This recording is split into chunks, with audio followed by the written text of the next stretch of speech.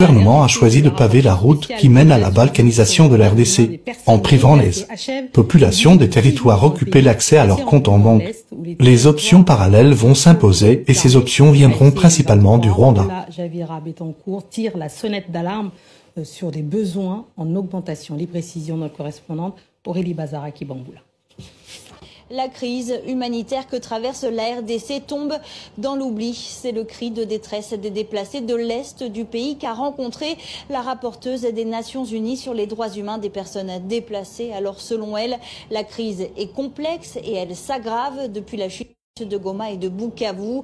Les violences sexuelles commises par les groupes armés rebelles et pro-gouvernementaux poussent toujours plus de femmes et de filles à se déplacer. Des milliers de personnes dans les camps ont été forcées de rentrer chez elles sans garantie de sécurité. Les centres de santé sont débordés. Alors pour la rapporteuse, il y a urgence à réagir.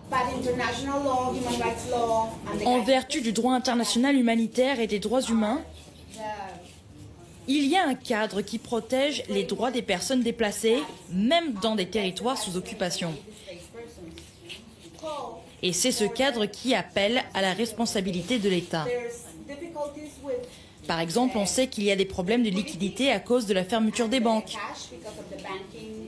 C'est une situation difficile, mais l'État doit trouver un moyen de résoudre cette crise, car les populations qui vivent dans les territoires occupés souffrent.